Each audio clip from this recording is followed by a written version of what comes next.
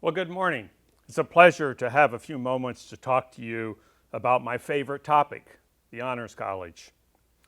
So, I want to introduce it to you in the form of a story about an aspiring Irish poet who everybody called Jack. So, this would be poet is born into a middle class family in the suburbs of Belfast. He was homeschooled in his early years, so the chubby little boy learned to read while sitting on the lap of his loving mother. And he soon became a very avid reader, and he would spend hours reading fantasy and folklore and fairy tales.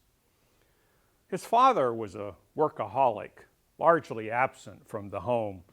But when he was home, it was apparent to everyone that he was moody, depressed, and had a fondness for alcohol. Three traits that he passes on both to the wannabe poet and his older brother. Tragedy strikes this household when Jack's doting mother is stricken with cancer. This is back in the day before chemo and radiation or even local hospitals. So his mother spends her final weeks of her life at home, vacillating back and forth between a morphine-induced haze and shrieking in pain. It was a very difficult time for the family. With my mother's death, Jack later writes, all settled happiness disappeared from my life. He is only 9 years old. Overcome with grief, the father banishes Jack and his brother to a threadbare boarding school where they were promptly beaten, cheated, scarred, and ill-fed. The headmaster is an ogre who teaches with a book in one hand and a cane in the other. It's an arithmetic book, the only subject he knows. And the cane is for the mathematically challenged. No student is more terrified of the rather unhinged tutor than young Jack. In fact, he is so scarred from the experience that he remains mathematically incompetent his whole life. Even as an adult, he was unable to make change at the grocery store. High school is yet another boarding school, and much like today, popularity and athletic prowess were prized.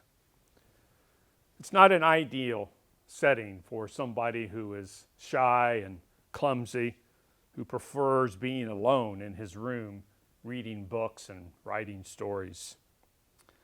So not surprisingly, Jack hates high school. All he really gets out of it is an addiction to nicotine, an obsession with sadistic fantasy, and a compelling dose of atheism. He finally convinces his father to let him withdraw, and he leaves high school without a diploma. Given that he didn't finish high school, Jack's college prospects were not very promising. However, he writes a fantastic admissions essay, and miraculously, a premier university admits him. You might call it an honors college. There, he encounters fellow students who, like him, love to read and write, who think learning is an adventure.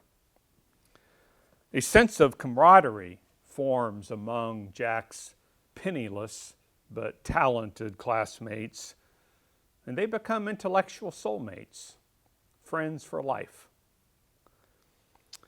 It's in college that this fledgling poet studies history and philosophy and literature, reading Tacitus and Thucydides, Plato and Aristotle, Milton and Wordsworth. He joins the literary and debating society, and he even finds a sport at which he excels: skinny dipping. His professors lavish attention on their protege, helping him master the art of rhetoric, cultivate his imagination, and inspire him to seek wisdom and virtue. His honors college experience doesn't make Jack smarter. It turns out he was a genius. But it does make him better and wiser. It is a turning point in his life. So after graduation, Jack's dream comes true. He publishes 2 books of poetry using a pseudonym. After each, he eagerly awaits the fanfare, the critical acclaim, and the sales. But the first book goes unnoticed, and the second is also a bust. So at the behest of his college friend, the disillusioned poet tries his hand at writing prose, and the rest is history. His books will sell millions of copies. Nearly 60 years after his death, his books still sell rather briskly.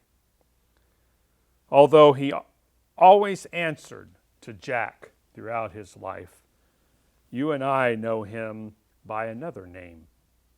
We know him as C.S. Lewis. Lewis, the writer, is perhaps best known for works of fiction, such as the Chronicles of Narnia, or for theological books, such as Mere Christianity.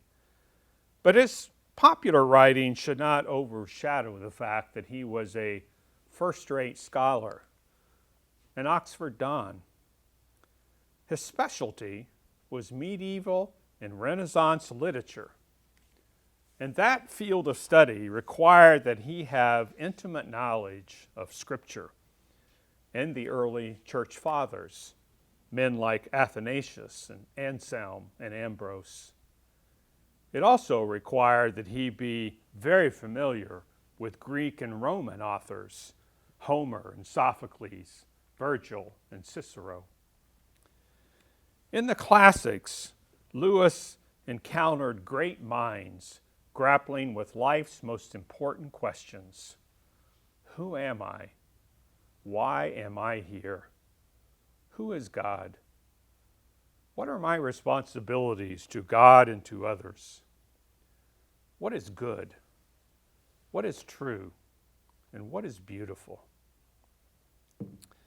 The quest for answers to these questions made Lewis a wiser man.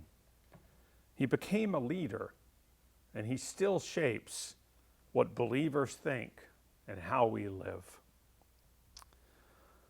Only God knows who will be the next C.S. Lewis, or where he or she will go to school.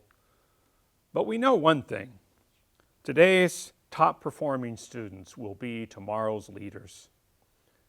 God has given you a keen mind, and that is a gift that's going to take you places. You have the capability to write the books that your generation will read, to determine the news stories that they hear, and to produce the movies they watch. Some of you will serve in hospitals, preach in pulpits, govern communities, perhaps teach in college classrooms.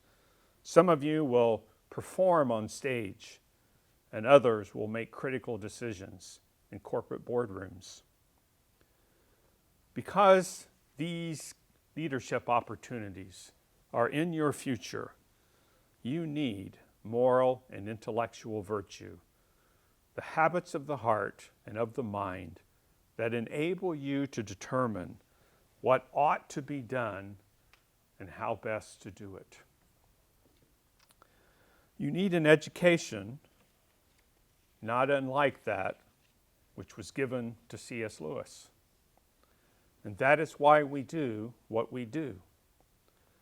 So except for the skinny dipping part, the Honors College will challenge you to follow in Lewis's intrepid footsteps, to study the classics, to grapple with life's most important questions, to find intellectual soulmates, to master the art of rhetoric, and to seek wisdom and virtue. We do so because of a conviction that our world desperately needs a generation of Christian leaders who are not afraid of intellectual challenge, who are prepared to give a reason for their faith, who are eager to shape how their generation thinks, and are equipped to shine the light of truth in a dark world. Your challenge in the coming months is to find the university that will help you become a worthy leader, help you grow in virtue, and help deepen your faith. The APU Honors College just might be that place. So we invite you to join us next fall. We would be honored to have you become a part of this very special and unique community. So thank you for listening to my Honors College story, and I wish you the best throughout this day.